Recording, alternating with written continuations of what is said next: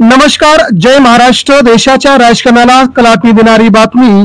सध्या उद्धव ठाकरेंची शिवसेना आणि एकनाथ शिंदेची शिवसेना यांच्या संदर्भामध्ये चालू असलेलं सर्वात मोठं कोल्ड वॉर सध्या महाराष्ट्राच्या राजकारणाकडे खूप वेगळ्या दृष्टीने पाहण्यात येत आहे.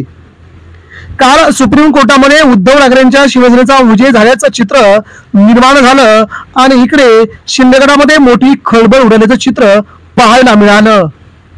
उद्धव ठाकरे जरी परदेशात असले तरी देखील उद्धव ठाकरेंच्या शिवसेनेचा मात्र हा जलवा पाहायला मिळाला.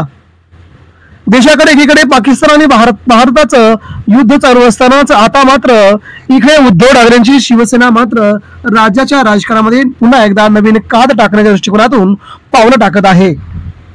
यामुळेच उद्धव ठाकरेंची शिवसेना आगामी काळामध्ये कशा प्रकारचं राजकारण करणार आणि सुप्रीम कोर्टामध्ये ठाकरेंचा विजय कसा आहे आणि शिंदेगड पुढे काय होणार याचा घेतलेला हा महत्त्वाचा आढावा आपण बघणार आहोत.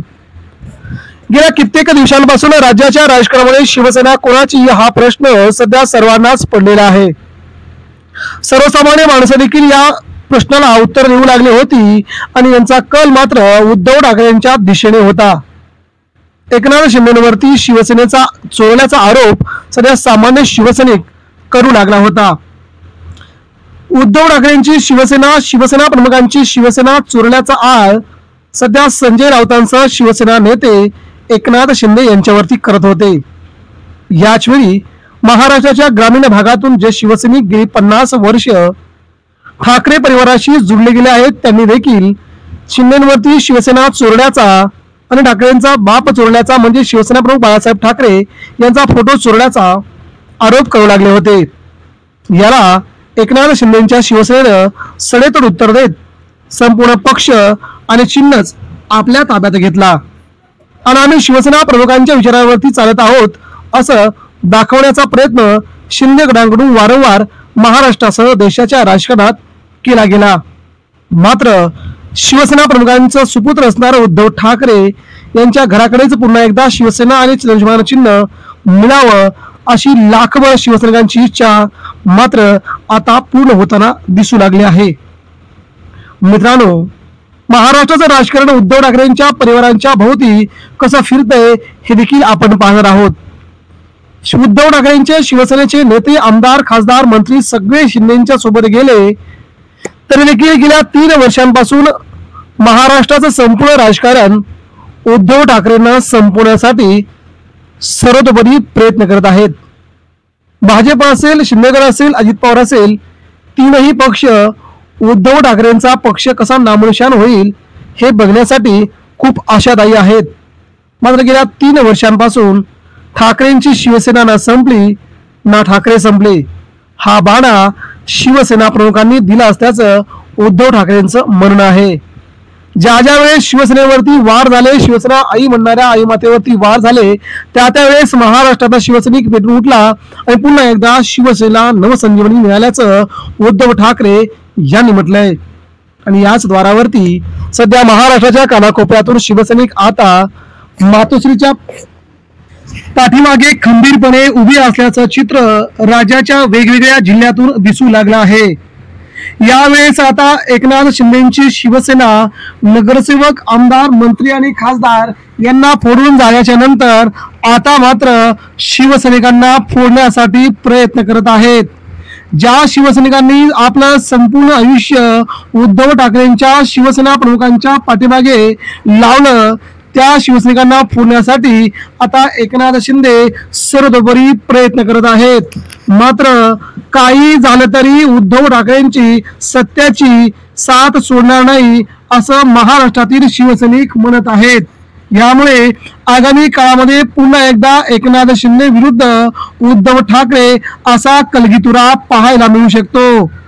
त्यामुळे आगामी काळात एकनाथ शिंदे वरचढ ठरतात की उद्धव ठाकरे वरचढ ठरतात ही बघण्यासारखी गोष्ट आहे.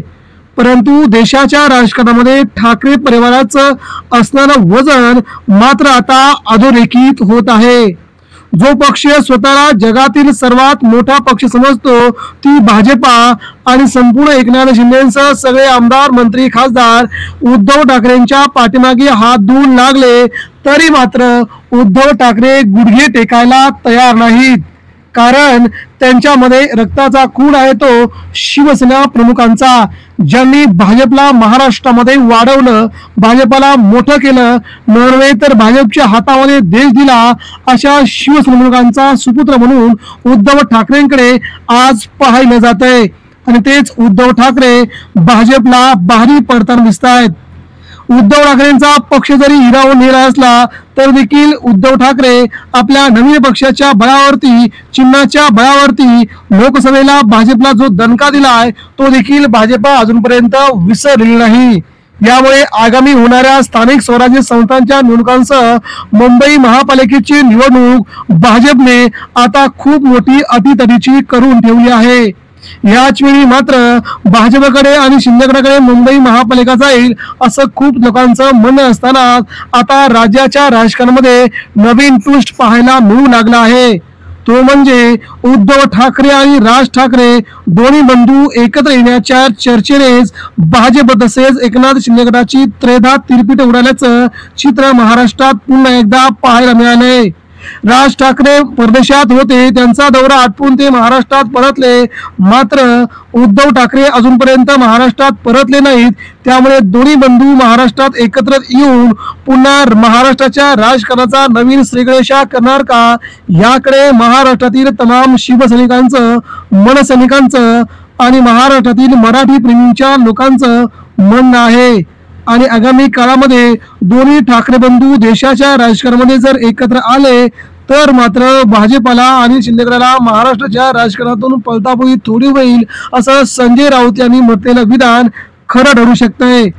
त्याच वेळी आता उद्धव ठाकरे परदेशातून मुंबईत कधी येतात याची वाट तमाम शिवसैनिक बघू लागले आहेत.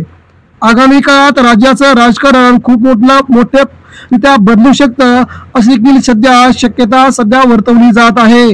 उद्धव ठाकरे आणि मनसे नेते असणारे राज ठाकरे एकत्र आल्यानंतर मात्र शिंदेगड जागेवरती राहील का, शिंदेचा पक्ष राहील का, याबाबत शंका सध्या उपस्थित केल्या जात आहेत.